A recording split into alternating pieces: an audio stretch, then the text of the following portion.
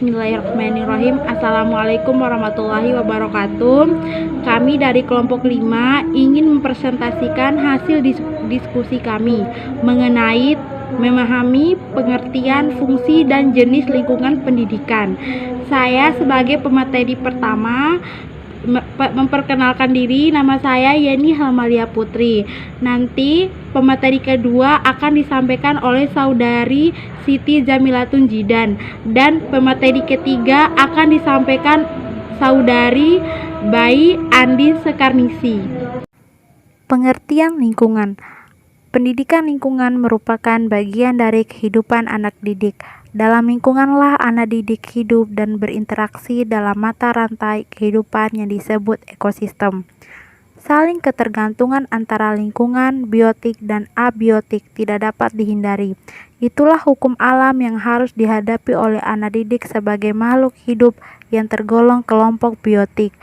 Menurut Sartain atau seorang ahli psikologi Amerika dalam buku M. Ngalim Purwanto menjelaskan bahwa lingkungan ialah meliputi semua kondisi-kondisi dalam dunia ini yang dalam cara-cara tertentu mempengaruhi tingkah laku kita, pertumbuhan, perkembangan, atau life proses kita, kecuali gen-gen, dan bahkan gen-gen dapat pula dipandang sebagai menyiapkan lingkungan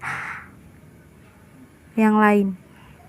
Menurut Muhammad Surya, lingkungan adalah segala hal yang merangsang individu, sehingga individu turut terlibat dan mempengaruhi perkembangan.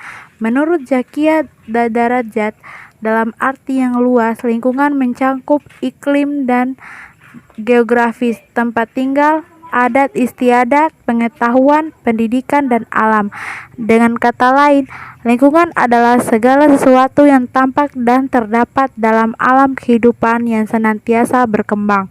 Ialah adalah seluruh yang ada, baik manusia maupun benda buatan manusia, atau hal-hal yang mempunyai hubungan dengan seseorang. Sejauh manakah seseorang berhubungan dengan lingkungannya, sejauh itu pula terbuka peluang masuknya pengaruh pendidikan kepadanya.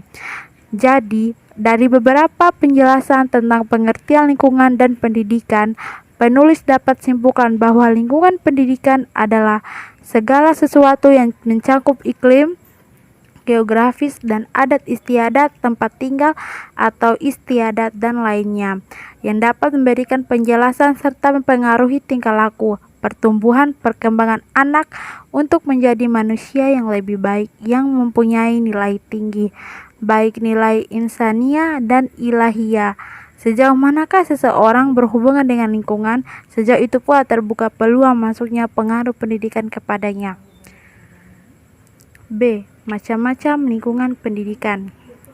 Ki Hajar Dewantara membedakan lingkungan pendidikan menjadi 3 yang kita kenal dengan tripusat pendidikan, yaitu 1. Lingkungan keluarga. Keluarga merupakan suatu sosial terkecil dalam kehidupan umat manusia. Sebagai makhluk sosial, ia merupakan unit pertama dalam masyarakat. Disitulah terbentuknya tahap awal proses sosialisasi dan perkembangan individu.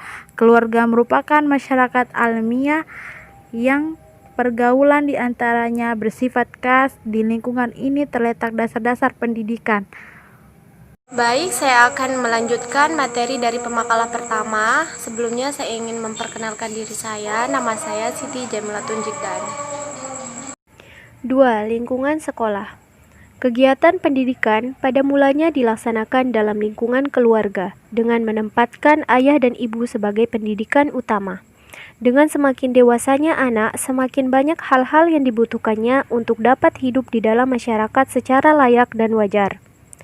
Sebagai respon dalam memenuhi kebutuhan tersebut, muncullah usaha untuk mendirikan sekolah di lingkungan keluarga.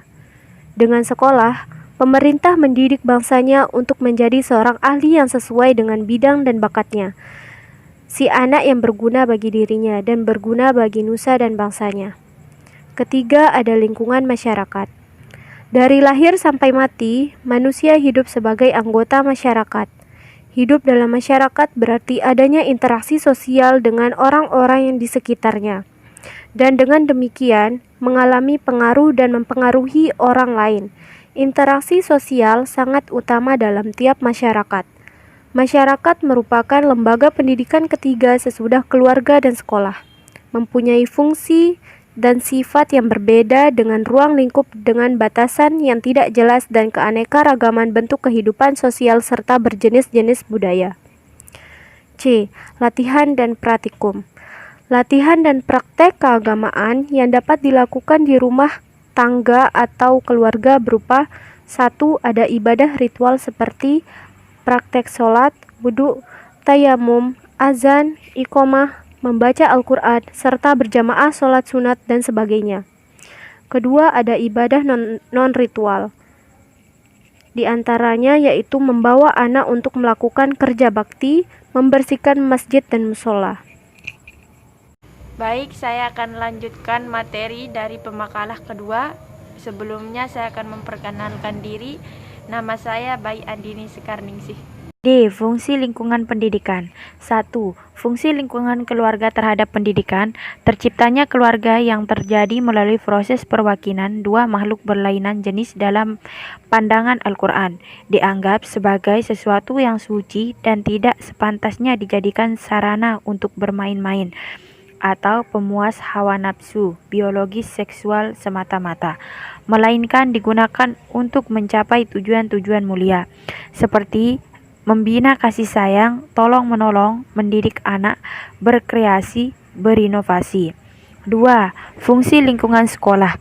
Terhadap pendidikan lingkungan sekolah diadakan sebagai kelanjutan dari lingkungan keluarga.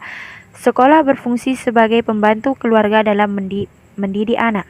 Sekolah memberikan pendidikan dan pengajaran kepada anak-anak mengenai apa yang tidak dapat atau tidak ada kesempatan orang tua untuk memberikan pendidikan dan pengajaran di dalam keluarga.